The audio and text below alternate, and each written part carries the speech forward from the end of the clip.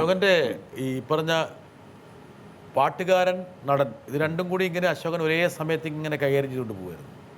പക്ഷേ സിനിമയിലേക്കുള്ള ആ ഒരു രംഗപ്രവേശനം പാട്ടിൻ്റെ മേഖലയിൽ നിന്ന് കുറച്ച് പിന്തള്ളപ്പെടാൻ വേണ്ടിയിട്ട് വഴിവെച്ചു. അതല്ലെങ്കിൽ അശോകൻ നല്ലൊരു ഗായകനായ ആകേണ്ടതായിരുന്നു. അല്ല, ആഗ്രഹം എൻ്റെ മനസ്സിൽ ഇപ്പോഴും ഒരു ഇങ്ങനെ ഒരു ഗായകൻ്റെ ഒരു അംശം കിടക്കുകയാണ് ഇപ്പോഴും. അശോകൻ്റെ ഒരു കരിയർ ഗ്രാഫ് നോക്കുകയാണെങ്കിൽ ഒരുപക്ഷെ അശോകൻ വിഭാവനം ചെയ്യുന്ന ഒരു ലക്ഷ്യസ്ഥാനം ഒരു നടൻ്റെയാണോ ഒരു ഗായകൻ്റെയാണോ?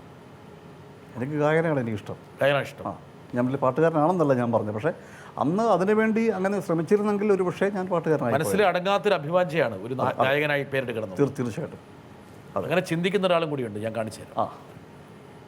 ചക്രവർത്തിനി നിനക്കു ഞാൻ എൻ്റെ ശില്പഗോപുരം തുറന്നു,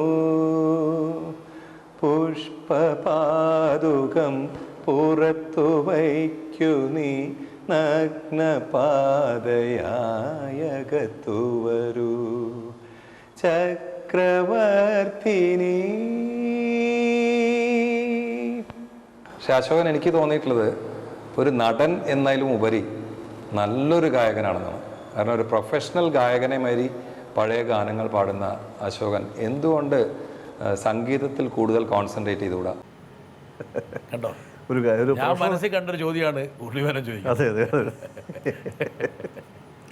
ഇത് തീർച്ചയായിട്ടും അല്ല, ഒരുപാട് പേര് ചോദിക്കുന്നുണ്ട്. അതങ്ങനെ ഒരു ചോദ്യം കേൾക്കുന്നതിന് എന്നെ സംബന്ധിച്ചൊരു സന്തോഷവും അങ്ങനെ ഒരു ഭാഗ്യം തന്നെയാണ് പലരും അങ്ങ് ചോദിക്കുന്നത്. അപ്പോൾ ഇതുപോലെ തന്നെ ഒരു ദേവരാമാഷനോട് ചോദിച്ചിരുന്നു. അപ്പോൾ ദേവരാമാഷ ഈ ചാനലിൽ ഞാനേതോ സംഗീത പരിപാടി അവതരിപ്പിച്ചിരുന്നു.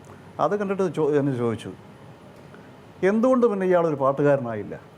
പക്ഷേ കഷ്ടമായി പോയി. പുള്ളി മാഷ് പറഞ്ഞതാണ്. അപ്പോൾ അല്ല, മാഷയെപ്പോലുള്ള ഒരാൾ നമ്മളെ ഏറ്റവും ബഹുമാനിക്കുന്ന സംഗീത സംവിധാനമുള്ള ഒരാളാണ് അദ്ദേഹം. അങ്ങനെ ഒരാളുടെ വായിന്നൂടെ അങ്ങനെ കേട്ട് കഴിഞ്ഞപ്പോൾ സത്യത്തിൽ ഒരു ഭയങ്കര ഒരു സന്തോഷമൊന്നും അതിനപ്പുറത്തേക്ക് എന്താ പറയണമെന്ന് എനിക്കറിയില്ല. അങ്ങനെയൊക്കെ കേൾക്കുമ്പോൾ നമുക്ക് തോന്നാറുണ്ട്, അത് എനിക്ക് തന്നെ തോന്നുന്നത് ശരിയായില്ല, കഷ്ടമായിപ്പോയി, എൻ്റെ ഒരു അശ്രദ്ധ കൊണ്ടായിരിക്കാം. അതുതന്നെയാണ് സിനിമയിലേക്ക് അങ്ങോട്ട് ചാടിയൊക്കെ കഴിഞ്ഞപ്പോഴത്തെ അതങ്ങോട്ടങ്ങ് മാറി.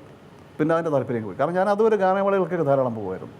അശോകൻ്റെ ഒരു ശാശ്വതമായൊരു ധാര എന്ന് പറഞ്ഞ സംഗീതമാണ്. സിനിമ എന്ന് പറഞ്ഞാൽ വളരെ ഓൾട്ടൈലാണ്. അതെ അതെ, അതിങ്ങനെ ഇടയ്ക്ക് മുറിഞ്ഞും നീണ്ടും ഒക്കെ അങ്ങ് പോവും. അത്രയേ ഉള്ളൂ. ചിലപ്പം ഈ പറഞ്ഞ പോലെ നമ്മുടെ വര മോശമാണെങ്കിൽ ചിലപ്പോൾ ഒന്നും ഉണ്ടാവുകയില്ല. സംഗീതം എന്ന് പറയുന്നത് അത് കയ്യിലുണ്ടെങ്കിൽ അതൊരു മാന്ത്രിക ശക്തിയായിട്ട് എപ്പോഴും തുടരും. അതെ അതെ അതെ.